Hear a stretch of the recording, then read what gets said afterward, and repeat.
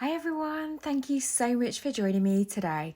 So in today's video we're going to be using this gorgeous Floral Collage cover plate die set from the It's Just Paper range at CraftStash.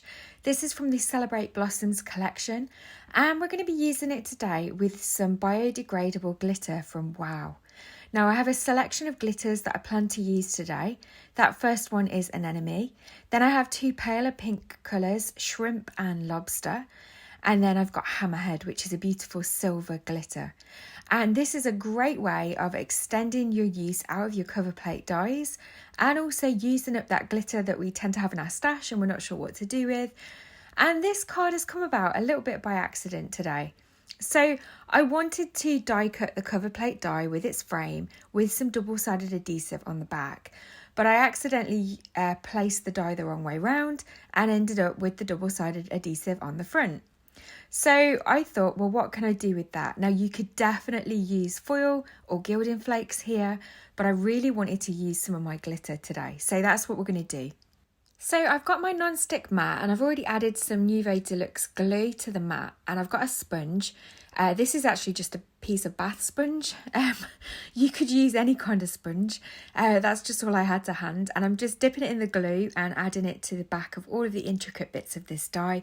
I want to make sure that it's all stuck down really nicely because then we're going to be adding glitter. And I don't want glue oozing out because I don't want the glitter to stick where I don't want it. I've got a piece of turquoise cardstock which I've cut slightly bigger than this die. The die actually measures about 4¼ inches by 5½, so it's perfect for a US A2 card if that's what you're looking to create. However, my card is slightly bigger today, but we'll come to that a little bit later on.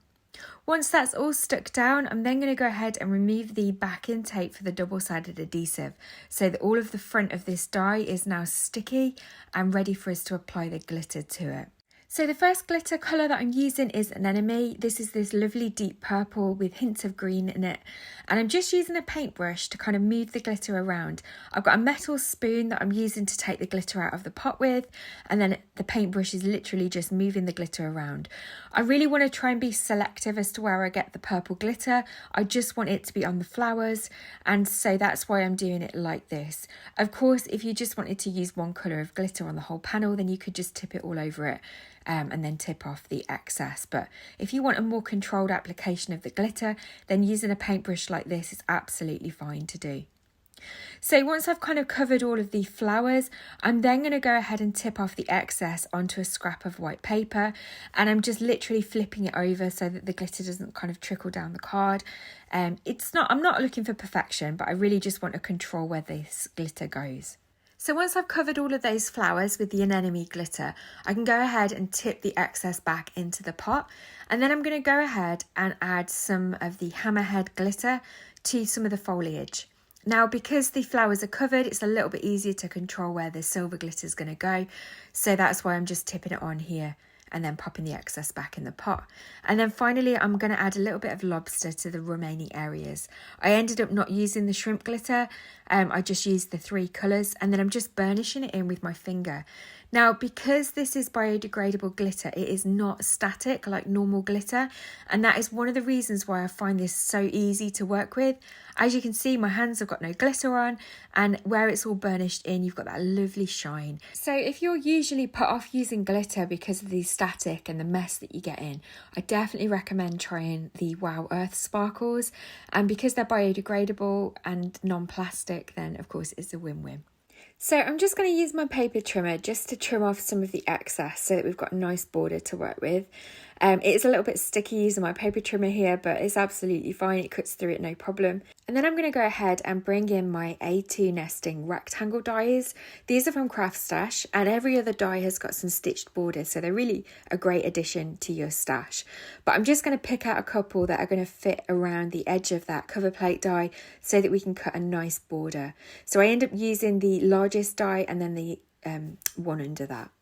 So I've cut out that frame there out of some black cardstock. I'm just making sure that it lines up nice and neatly.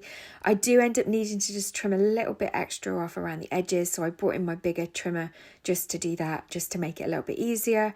And then once I've cut that down to size, we can go ahead and bring in our card blank. So I've got a shop bought 5x7 card blank, and I'm just working out where I need to cut it so that we get a nice white border around the outside. The card ends up measuring 5x6¼ inches, so we ended up with that 3/4 inch border around the outside.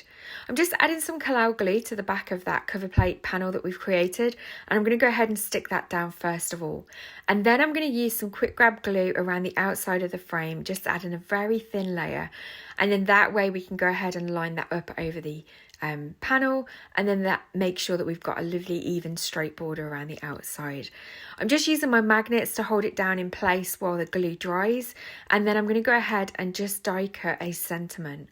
I've got this Hello Die from Spellbinders. It's from their recent Out and About collection, and I've gone ahead and die cut the sentiment from white cardstock and the shadow die from black cardstock. These are all individual letters, so you could have die cut them using double-sided adhesive sheets if you prefer, but I'm quite happy using liquid glue.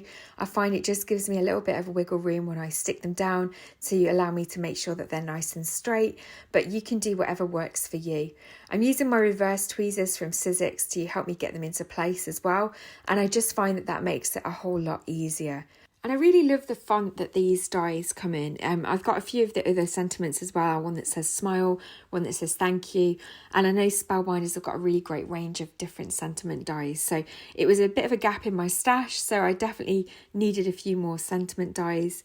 And yeah, I'm really pleased with these. I'm finding that I'm using them quite a lot. So I've popped that on a little bit of foam tape. I'm just adding a few little clear dewdrops just to finish off the card. And of course, when the glue's dry, those will be lovely and clear. And then that is the finished card for today. So thank you so much for joining me. I really hope that this has given you some inspiration of ways that you can use your glitters with your card making. And I hope that it's helped you see that there are alternative glitters out there if you're trying to avoid plastic. And also if you just find that you normally get in a bit of a mess with glitter, these earth sparkles are definitely a great alternative. So thank you for joining me. As always, all the products that I've used will be linked in the box below. Don't forget to hit the thumbs up button and subscribe to my channel if you're not already, and I'll look forward to seeing you in the next video. Take care.